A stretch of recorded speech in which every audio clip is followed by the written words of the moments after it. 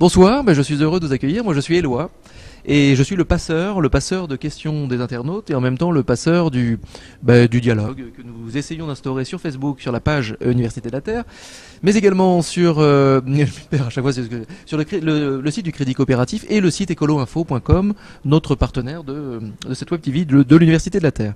Alors Caroline, vous sortez, c'est ça, elle est passée votre conférence. Elle est passée. Elle est passée.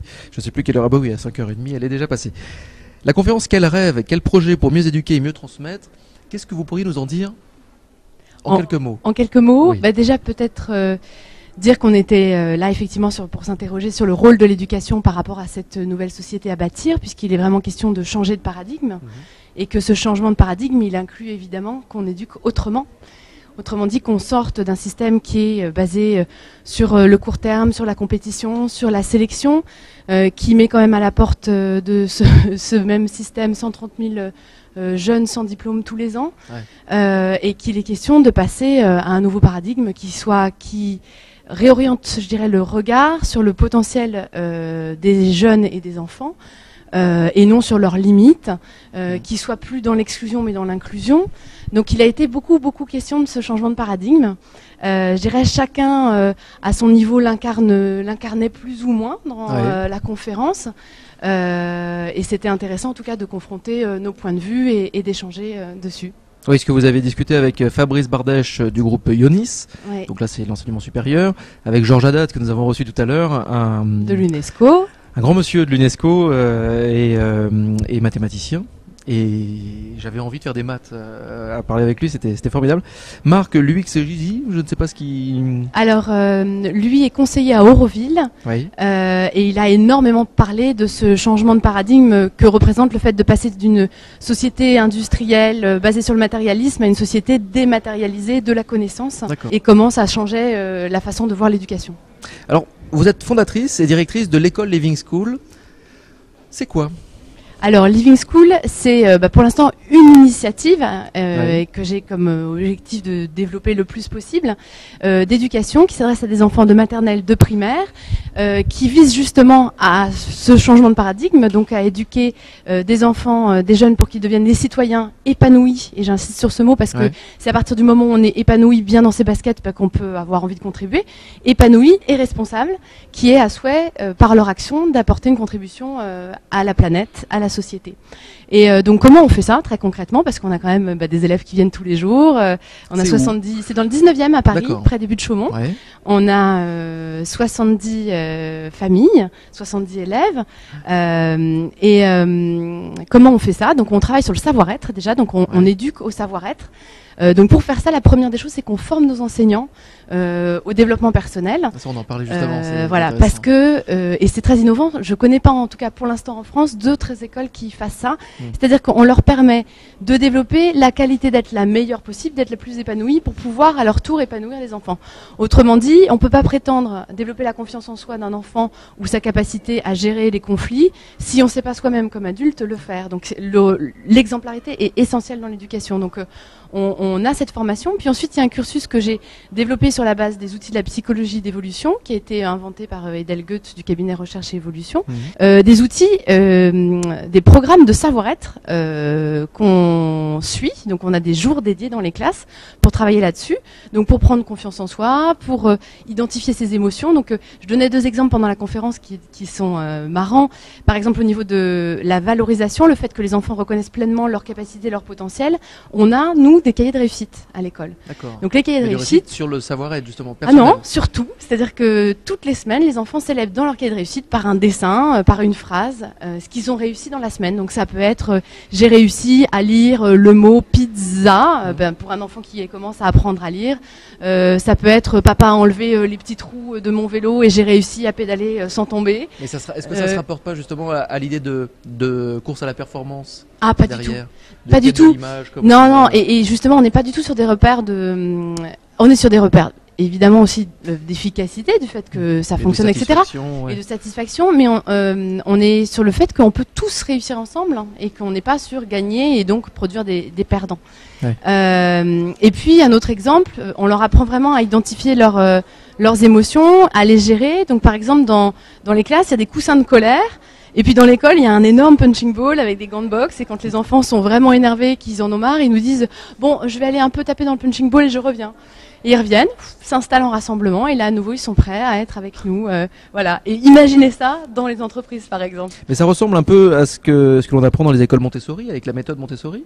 Alors, où il y a quelques il y a des variations, sinon vous serez resté. Bien sûr, il y a des choses en commun avec Montessori, puisque Maria Montessori, dans son esprit, elle souhaitait aussi s'adresser à une éducation globale de l'être, permettre à l'enfant d'apprendre par lui-même. Donc je dirais, au niveau de la philosophie, il y a des choses qu'on retrouve en commun.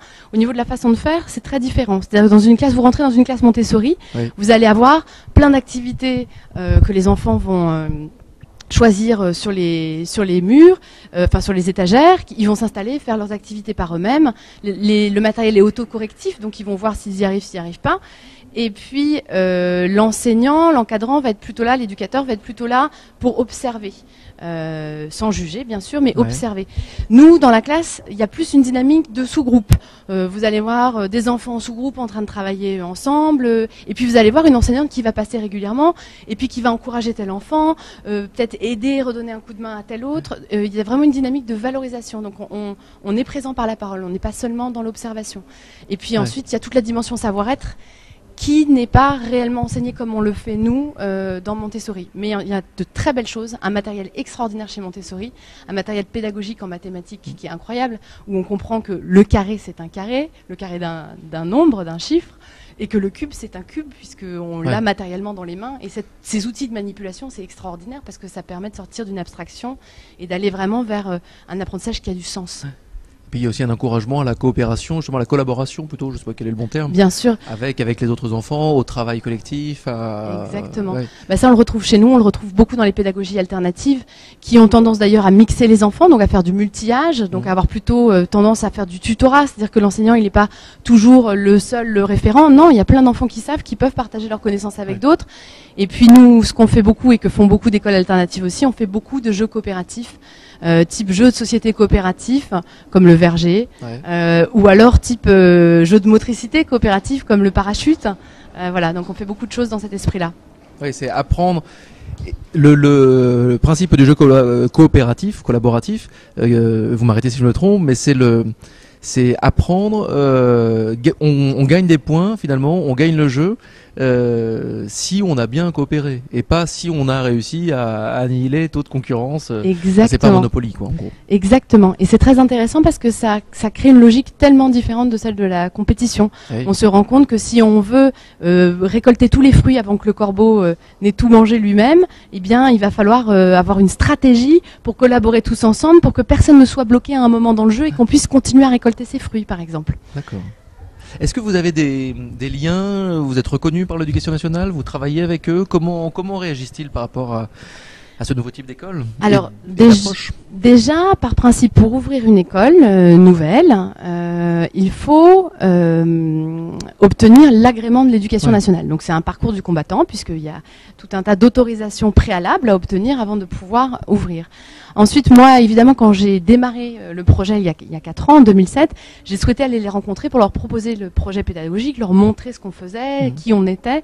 Et ils n'ont pas manifesté ce choix. Ils m'ont dit, voilà, nous, du moment que vous remplissez la procédure, pour l'instant, on n'a pas d'intérêt. Donc, je dirais pour l'instant, mis à part des initiatives individuelles de gens qui sont dans l'éducation nationale, qui ont envie de venir voir ce qu'on fait, on n'a pas de contact officiel avec l'éducation nationale. Mais sauf le fait d'être reconnu, d'avoir un numéro d'agrément. Ça peut arriver, ça peut arriver. Ah, on le souhaite. L'utopie secret tous les jours. Ici, en tout cas, on le voit. Votre parcours, il est assez, parce que vous êtes jeune. Vous êtes jeune, vous avez fait le SCP, donc il n'y a pas si longtemps, un master pour le développement d'un leadership éthique. Après, vous avez été enseignante, remplaçante enseignante, notamment en privé classique et Montessori. Ancienne responsable des ressources humaines en charge de la formation dans un grand groupe. Est-ce que ça a été un élément déclencheur pour changer de vie, pour vraiment varier et faire autre chose?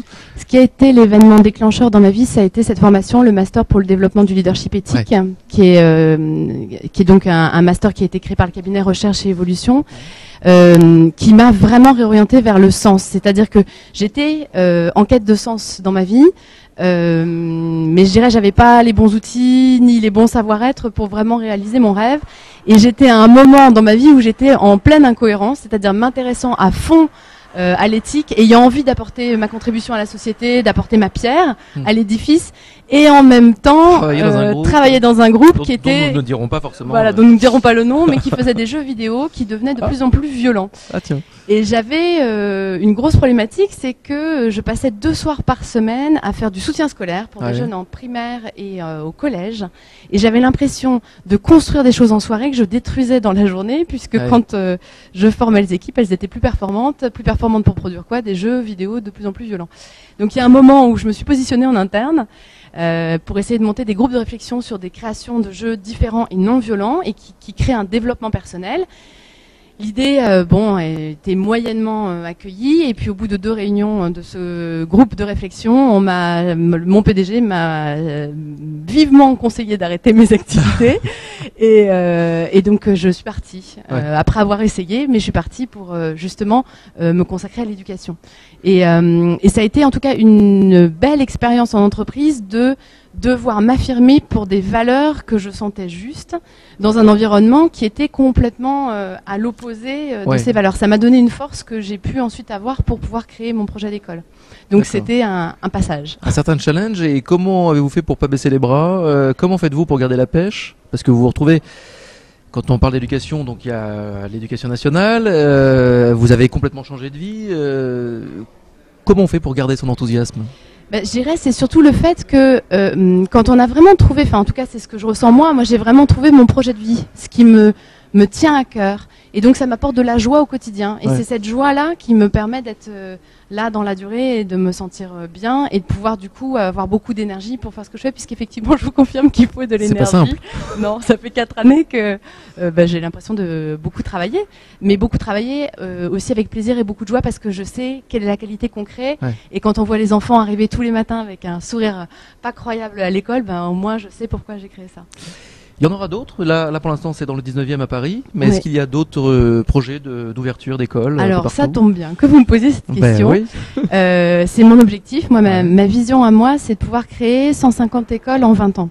150 écoles en 20 ans, 150 living schools, pas pour avoir ce nom-là et puis pour mettre mon petit ego en avant. C'est pas du tout ce qui m'intéresse. C'est juste que on est arrivé à un moment où il faut une masse critique suffisante pour faire basculer le système, pour apporter un renouveau. Et ça, on en parlait avec Colibri justement de cet aspect masse critique. Masse critique, parlait avec les tellement ce matin, exactement. Mais on est tous dans la même problématique de démultiplier. C'est ensemble, tous. Exactement. Tous ensemble. Et donc pour démultiplier, ce dont j'avais besoin, c'était moi de me sortir de l'opérationnel. Donc j'ai nommé une collaboratrice de mon équipe extraordinaire, une enseignante, qui va reprendre la direction et qui va me permettre à moi de prendre du temps pour voir comment démultiplier. Et donc il y a 2 axes à ce projet de démultiplication. D'une part, un livre que je souhaite écrire et sortir prochainement. Et puis d'autre part, les formations des enseignants. Parce que c'est vraiment la clé pour faire bouger le système éducatif. Il faut former, il faut apporter une formation beaucoup plus globale aux enseignants, qui répondent réellement aux enjeux auxquels ils ont à faire face et qui leur permettent d'exercer leur métier dans la joie et l'épanouissement, qui est ce que je souhaite à tout éducateur. Il faut accompagner ceux qui transmettent. Exactement. Plutôt que... une question rituelle que je pose à tous les intervenants qui acceptent de se prêter au jeu de la Web TV. Quel serait le verbe qui réunirait toutes les qualités pour bâtir une nouvelle société? Le verbe que vous emmèneriez sur une île déserte si vous deviez bâtir une nouvelle société? Un verbe? Oui, île déserte ou pas, parce que Jacques Attali m'a bien dit qu'île déserte c'était pas un bon exemple. Île déserte ou New York, quoi. Moi je dirais créer en fait. Créer. Pourquoi créer? Parce que je pense qu'on a tous besoin de déjà prendre conscience du potentiel énorme dont on dispose tous et dont on est très souvent coupé. Et ce potentiel nous permet d'être des créateurs. Et que au fond, j'utilise juste créer parce que c'était seulement un verbe, mais j'ai même pas besoin de le qualifier, parce que si on va chercher réellement au fond ce qu'on a envie de créer, tout le monde a envie de créer de la qualité pour les autres. C'est ça qui nous rend vivants. Donc je dirais créer, D'accord. Caroline, merci beaucoup. Juste une dernière question, toute dernière. Quel enfant étiez-vous? Est-ce que vous seriez imaginé un seul instant répondre à des questions sur l'avenir de notre monde, de notre société, et le changer comme vous êtes en train de le faire, changer réellement le monde? Oui. Toute petite, j'avais écrit un poème qui disait que plus tard, je serais comme une magicienne pour apporter le bonheur aux enfants, etc. Enfin, je le citerai pas comme tel parce qu'il était... Ça pourrait être voilà. un manifeste. Mais c'était vraiment ma vision. Je me disais qu'il y avait besoin de plus d'amour sur cette planète. Et je pense que comme tous les enfants, je sentais qu'on n'était pas dans la justesse au niveau de l'éducation. Ouais. Et j'ai fait partie de ces enfants très sages qui ont été très... Dans cadré, le cadre et dans le moule. dans le moule, et j'ai eu beaucoup de travail plus tard pour me démouler. Donc c'est pour ça que j'ai une école aujourd'hui où on ne fait pas rentrer dans le moule, au contraire on permet au potentiel de pleinement s'exprimer et où on permet aux enfants d'aller chercher au fond de leur cœur leur projet de vie. Et c'est ça le plus important, que chacun puisse connecter son projet de vie et le réaliser. C'est ce que je souhaite à tout être humain sur la planète. Très bien. Merci beaucoup Caroline. Avec plaisir. Et j'espère qu'il y aura des écoles un petit peu partout, Living School, notamment à Bordeaux. Ce serait pas mal. Comme ça, c'est un petit message que je lance. Et je vous souhaite une bonne fin de soirée, une bonne fin d'Université de la Terre. Merci, avec plaisir. C'était un bel événement. Ouais.